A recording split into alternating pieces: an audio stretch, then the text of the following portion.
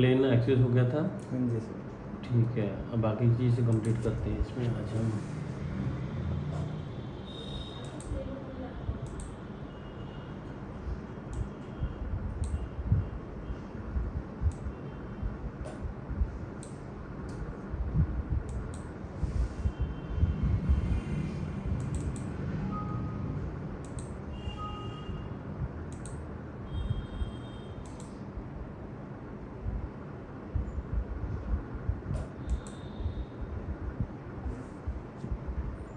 Next command जो आप करेंगे इसमें, उसका नाम है कोऑर्डिनेट सिस्टम।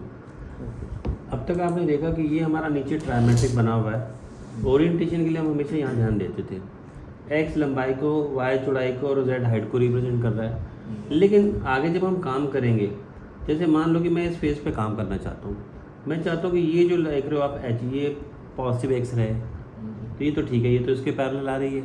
पर मैं चाह रहा था कि ये जो है इसको मैं पॉजिटिव वाई मानना चाह रहा था, तो जो मैं पॉजिटिव वाई चाह रहा था वो फिलहाल पॉजिटिव जेड है ना। मैं चाहता था कि हम इसी हिसाब से काम करें, क्योंकि जब ये पॉजिटिव एक्स वाई होगा तभी तो ये फर्स्ट क्वाड्रेंट होगा ना। तो हमारा अब तक कोई कंट्रोल नहीं था, लेकिन अब हम आगे करेंगे, क्योंकि आगे हमें ज़रूरत भी पड़ेगी इसकी। आगे जैसे देखो हम एक टॉपिक करेंगे इसमें, table table pattern. Table table pattern में कोऑर्डिनेट सिस्टम वो मांगता है। अगर आपको कोऑर्डिनेट सिस्टम बनाने नहीं आता तो आप काम ही नहीं करते पाएंगे। तो यहाँ से मैंने जाफे ज्योमेट्री में जाके लिया कोऑर्डिनेट सिस्टम। किसने कहा बताओ ओरिजिन पॉइंट बताओ, किसको ओरिजिन मानना चाहते हो। हमने कहा इसको ओरिजिन मानना चाहते हैं, ठीक है। तो देखा पॉजिटिव एक्स बता दो, मैंने पॉजिटिव एक्स इसको ले लिया, पहले भी वही था वैसे। अच्छा इसमें क्या होता है, एक्स लिया मैंने तो रिवर्स डायरेक्शन, ये पॉजिटिव है ये नेगेटिव है, ये पॉजिटिव एक्स है अभी फिलहाल और हम नेगेटिव एक्स हो गया। ठीक उसी तरीके से इसने फिर पूछा पॉजिटिव वाई बताओ। आपको दो चीज़ें बतानी है, या चाहे आप एक्स और वाई बता दो, चाहे आप वाई और जेड बता दो, चाहे आप जेड और एक्स बता दो। मैंने फिलहाल दूसरा वाई के लिए इसको ये बताया।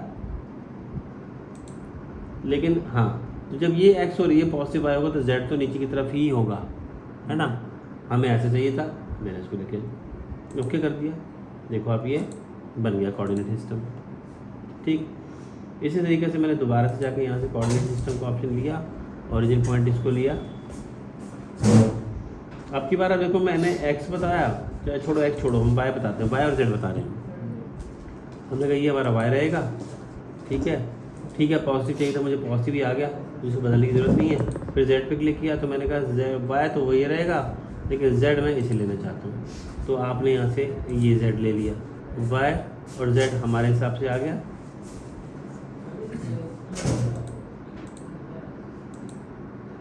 वाई और जेड, ठीक है जी। इसका यूज़ आगे समझाऊंगा कैसे करते हैं। इसका यूज़ वहाँ पे भी आगे होगा, जैसे फॉर एग्जांपल आप स्केल कमांड तो ऑटोकैड में आपने सीखा हुआ है। स्केल से हम किसी चीज़ को छोटा बड़ा कर लेते हैं। मैं यहाँ पे भी स्केल होता है, मैं यहाँ से गया फीचर में, यहाँ पे जाके मैंने कमांड दिया स्केल का। इसमें भी आप सेंट्रोइड देख रहे हो। सेंट्रोइड में क्या है कि इस ऑब्जेक्ट का जो सेंटर पॉइंट है ना, ये उसको बेस पॉइंट मान के चल रहा है फिलहाल। अगर मैंने इसको 0.5 का स्केल फैक्टर दे के छोटा कर दिया तो आप देखोगे कि बिल्कुल बीचों बीच कहीं से होगा। तो ये दोनों साइड पे है, ये तो पॉइंट तो साइड पे ही है, इसका मतलब बीच से कहीं हुआ। अब मैंने दोबारा क्या किया, इंसर्ट पे गए, फीचर पे गए, दोबारा से हम स्केल पे गए। अब की बार मैंने सेंट्रोइड की जगह ले लिया कोऑर्डिनेट सिस्टम। जब आपने कोऑर्डिनेट सिस्टम में इसे सिलेक्ट करा और अब 0.5 का स्केल फैक्टर दिया, बेस पॉइंट उसको माना। उसी तरीके से हमने यहाँ से लिया, फीचर में गए, स्केल पे गए, कोऑर्डिनेट सिस्टम लिया, इसे सिलेक्ट करा, इसे स्केल मांगा, बेस पॉइंट उसको मांगा।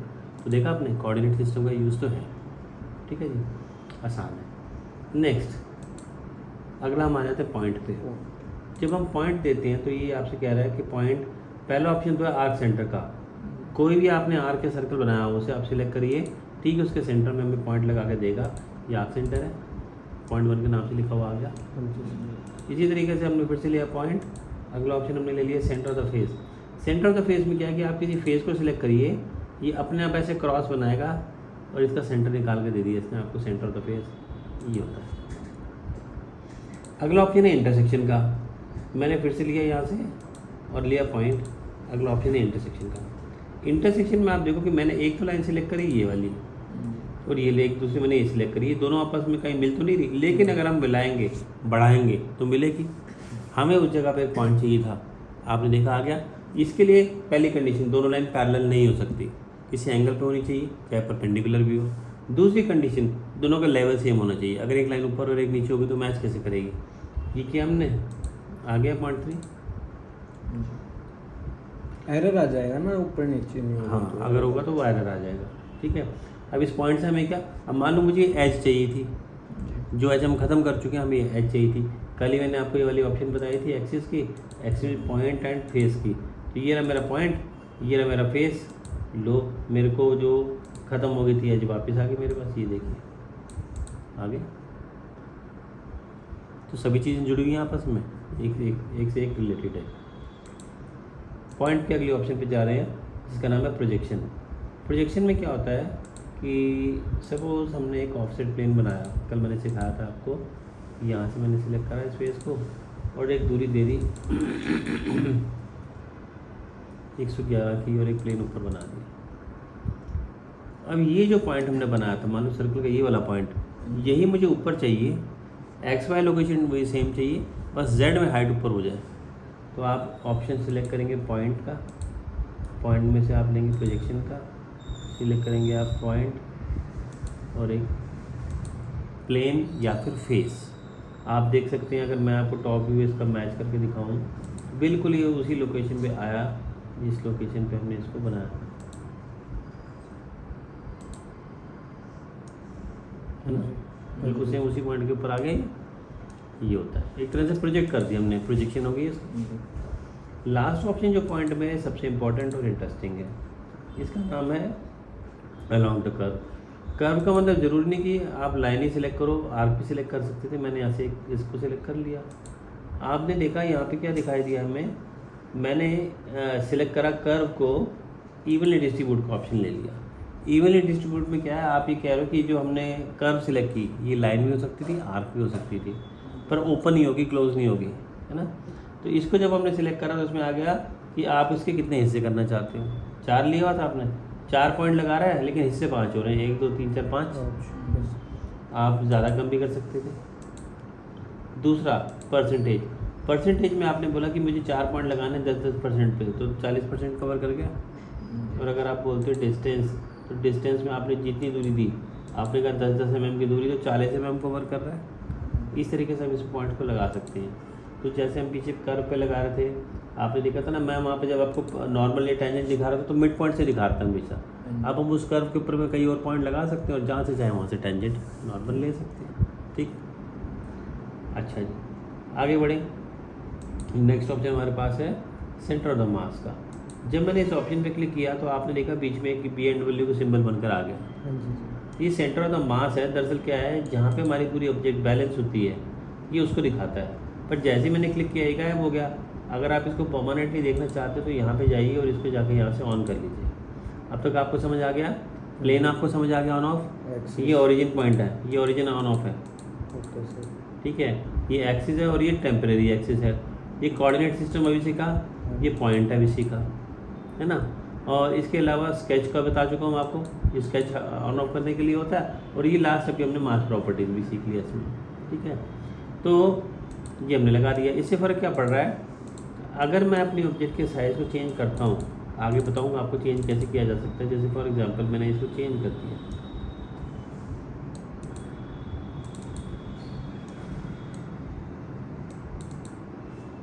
इसको मैंने 150 की जगह 234 कर दिया, ओके कर दिया। आपने देखा मैंने इसको कर तो दिया पर हुआ तो नहीं। यस, ये रेड ग्रीन का सिंबल दिखाई दे रहा है, यहाँ पे भी बना हुआ है, ये अपडेट के लिए होता है। आप उस पर क्लिक करेंगे तभी होगा। तो ये बेसिकली क्या है, ये जो हमारा पॉइंट है ना, सेंटर ऑफ द मास रहता है बिल्कुल जहाँ पे वो ऑब्जेक्ट बैलेंस होती है। ठीक है, सेंटर ऑफ द मास यहाँ से। अगर आप इसको परमानेंट नहीं देखना चाहते तो यहाँ से हाइड भी कर सकते हैं। अगली इंटरेस्टिंग ऑप्शन आपको बताने जा रहा हूँ, ये पीछे जो हमने पार्ट बनाया था उसी पर आया था। ये मान लीजिए कि हमारी कंपनी में ये बनता है पार्ट, ये बनता है हमारे यहाँ पे कंपोनेंट, और हमें ये बोला गया कि इस कंपोनेंट का वज़न निकाल के बताओ। वज़न तो निकालना पड़ता है। अब तक हम ये काम फिजिकली करते थे, बनाते थे, चेक करते थे, ये वेट आ गया इसका, फिर हमें सारी चीज़ों को बैलेंस करके चलना पड़ता है। ऐसा नहीं कि आपने चीज़ मजबूत तो बना दी आइटम, पर उसमें मटेरियल ज़्यादा लग गया, तो उसकी कॉस्टिंग बढ़ गई। एक आइटम हम 100 रुपये की बेच रहे हैं, हमारा कंपटीटर 90 रुपये की बेच रहा है, हमें बोला गया कि इसको 85 में करो। 85 में तभी होगा ना कि जब वो मटेरियल जो है, मतलब वो मजबूत भी होगा कंपोनेंट, मटेरियल भी कम इस्तेमाल होगा उसके अंदर में, है ना, तभी हम रेट को कंट्रोल कर पाएंगे। ऐसे तो नहीं हो सकता कि नुकसान में काम कर लेंगे। तो ऐसे में हमारे सामने चैलेंज आता है, इंजीनियर को ये बोला जाता है कि करो कैसे भी करो, बस फेल नहीं होना चाहिए हमारा कंपोनेंट, कहीं से टूटना नहीं होनी चाहिए, रिजेक्शन नहीं आनी चाहिए, ये अब आपकी जिम्मेवारी है। तो उसके लिए वैसे तो बहुत सी चीज़ें सिमुलेशन होता है आगे, सिमुलेशन में हम पहले से एनालाइज कर लेते हैं कि चीज़ें टूट कहाँ से रही हैं। कई बार आपने देखा ना, कोई चीज़ डिफेक्टिव बनती तो एक ही जगह से टूट रही है बार बार, तो इसका मतलब वो डिफेक्टिव है, बना उसकी मैन्युफैक्चरिंग डिफेक्ट है उसमें। खैर, ये हमारी कंपनी बनाती थी, हमें बोला इसका वज़न निकालो।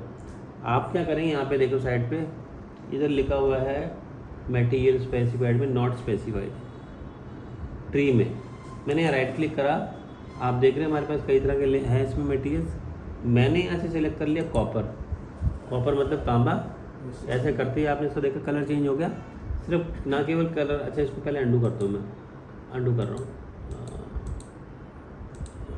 हाँ, मैंने क्या किया कि ये जो था, इधर से हम गए यहाँ से एवेल्यूएट पे एक जगह लिखा मास प्रॉपर्टीज़, मैंने इस पर क्लिक करा और इसको मैंने देखा तो इसने बताया कि 362.78 ग्राम इसका वजन है। जेनरिक मतलब जब हमने इस पर कोई मटेरियल नहीं लगाया, तो वैसे भी तो वॉल्यूम निकलता ही है ना चीज़ों का, तो उसने सारा कैलकुलेट करके बता दिया कि इसका फ़िलहाल वजन इतना है।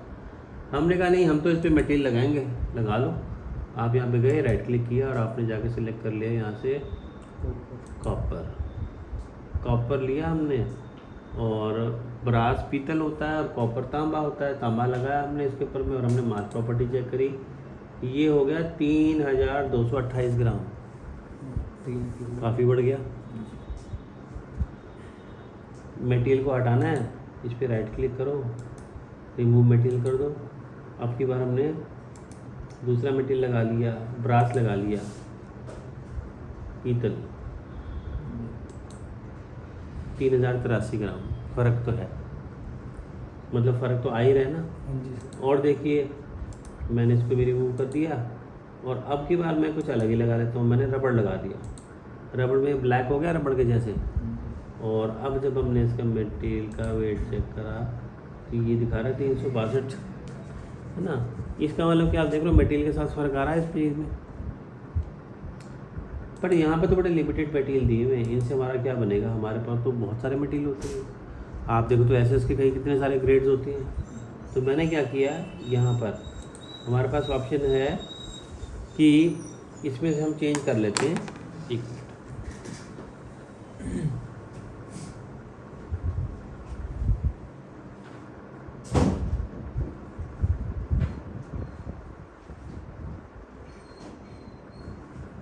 चुप,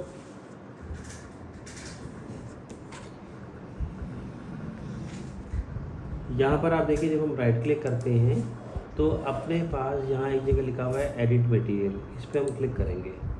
क्लिक करने के बाद में आपके सामने एक लाइब्रेरी आएगी जिसमें कई तरह के मटेरियल्स दिए गए हैं, देख रहे हैं आप। अब आप ये देखो, ये मैंने स्टील खोला तो स्टील के कितने सारे ग्रेड आ गए। इसी तरीके से आप देखेंगे तो आपको aluminium, iron, copper, titanium, zinc, plastic, other materials, other metals और हज़ारों तरह के मटेरियल। मैंने यहाँ से स्टील ले लिया, स्टील के कई सारे ग्रेड हैं। हमने यहाँ से स्टील का जो ग्रेड लेना था वो ले लिया, क्रोम स्टेनलेस स्टील ले लिया। अपीयरेंस में जाएंगे तो आपको उसको दिखाएगा। ये इसकी प्रॉपर्टीज़ हैं, ये प्रॉपर्टीज़ फिक्स है, इसको आप बदल नहीं सकते। लेकिन आप ये देखेंगे कि इसमें एक जगह पे लिखा हुआ है डेंसिटी, इसकी 7800 है, इसकी 8000 है, इसकी भी 8000 है। मतलब है तो स्टील ही ना, तो फैमिली वही है, तो किसी के 100-200 का ही फ़र्क मिलेगा आपको इसमें। मैंने यहाँ से लिया क्रोम स्टील और इसको मैंने अप्लाई कर दिया, क्लोज कर दिया, स्टेनलेस स्टील हो गया।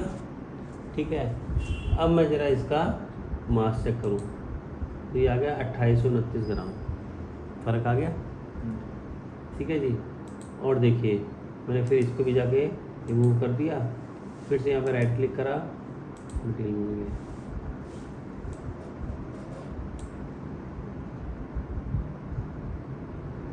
यहाँ से मैं वुड पे चला गया। देखो वुड की भी कितनी वैरायटी होती है।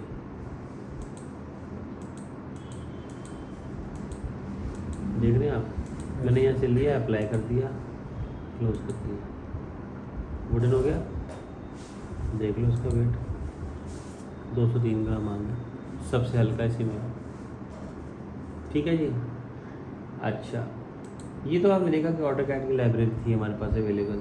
अब मान लीजिए कि हमें कोई ऐसा मटेरियल लगाना हमें पड़ रहा है जो इसमें लाइब्रेरी में है ही नहीं। हालांकि इस लाइब्रेरी में सारे मटेरियल नहीं हैं, फिर भी ऐसा देखो मटेरियल कोई ऐसी चीज़ तो है जो नए नए रोज़ रोज़ बनते रहते हैं। ये जो कई रिसर्च के बाद कई सालों के बाद कोई नया मटेरियल बनता है। ऐसा तो है नहीं कि कोई नया सॉफ्टवेयर है जो रोज़ ही बन रहा है या नई ऐप है। तो मान लो कि हमारा जो था मटेरियल वो उसमें है ही नहीं, तो आप क्या करेंगे, यहाँ से इसको रिमूव मटेरियल करिए, मास प्रॉपर्टी में जाइए। जब हमें अपना कोई मटेरियल की वेट कैलकुलेशन करनी हो तो आप इसको यहाँ से मटेरियल क्लियर करने के बाद यहाँ से ऑप्शन में जाइए और यूज डॉक्यूमेंट सेटिंग्स ले लीजिए, कस्टम सेटिंग्स। कस्टम सेटिंग्स में एक चीज़ होती है डेंसिटी। जिस भी चीज़ का हम वज़न निकालते हैं उसकी डेंसिटी पर उस पर डिपेंड करता है। ठीक है, और आप अगर जानना चाहें तो डेंसिटी किसी भी चीज़ की कैलकुलेट कर सकते हैं। अगर मैं जानना चाहता हूँ कि टाइटेनियम की डेंसिटी क्या होती है तो गूगल में पूछ लो, डेंसिटी ऑफ टाइटेनियम, बता देगा वो कितनी होती है। यहाँ पर तो आपको वही लिखना पड़ेगा जो इसकी डेंसिटी होती है। मैंने यहाँ से ले लिया, इसकी ये डेंसिटी ले ली मान लो, और आपने ओके कर दिया। आपने देखा फ़र्क आ गया, वेट में 475 ग्राम हो गया। मतलब ये कि जब हम इसकी डेंसिटी को बदलेंगे तो उससे इसके वेट में भी फ़र्क आ जाएगा। ओके, ठीक है जी। तो जब भी कभी हमें अपना मटेरियल का वेट चेक करना हो तो आप अपनी उसकी डेंसिटी जान लो और उसके बाद इसमें इनपुट दे के निकाल लो, नहीं तो रेडीमेड तुम्हारे पास रखेंगे। ये जो पूरी लाइब्रेरी है इसको आपने एक्सप्लोर करना है। आपको पता होना चाहिए कि कौन सा मटेरियल कहाँ पे है, क्या है। क्यों ऐसे ना हो कि जब हमें लगाना का समय आए तो उस समय हम ढूंढने बैठ जाए। यहाँ पे देख रहे हो आप, ग्लास भी है इसमें, ये अपीयरेंस ग्लास की है, शीशा दिखा देगा। देखो कितने तरह का मटेरियल दिखाई दे रहा है। गोल्ड आ गया, इसको मैंने गोल्ड अप्लाई कर दिया, क्लोज कर दिया। यही चीज़ का आप वज़न देखिए, अब गोल्ड में 6892, कितना ज़्यादा फ़र्क पड़ गया। ऐसे इसके अंदर में यही चीज़ का क्या वज़न था और इसी में देखो आप क्या वज़न है ना। तो ये डेंसिटी है। देखो साइज़ तो वही है, पानी का एक ग्लास है, उसमें आप पानी भर रहे हो, उसका वज़न करके देख लो। उसी के अंदर में आप पेट्रोल भर के देख लो, उसका वज़न करके देख लो, और उसी में ऑयल भर के देख लो, उसका वज़न करके देख लो, है कि नहीं। सभी चीज़ों के साथ वेट अलग आएगा ना, क्योंकि डेंसिटी सबकी वेरी कर रही है। नहीं तो वॉल्यूम तो देखा जाए सेम ही है सबका, पर डेंसिटी तो वेरी कर रही है ना। उसी में जो लुब्रिकेशन ऑयल है उसका वेट आपको कुछ और मिलेगा। ठीक, तो ये चीज़ होती है। तो आज मैंने आपको इसमें रेफरेंस एलिमेंट्स पूरे कराए, मास प्रॉपर्टीज़ की, हमने मटेरियल्स को अप्लाई करना सीखा, बहुत इंपॉर्टेंट है, काम में यूज़ होता है। इसकी प्रैक्टिस करके देखो आप। कल का आपका ऑफ रहेगा, अब क्लास हम परसों करेंगे, तो आपके पास बीच में एक दिन का टाइम भी है। ठीक है।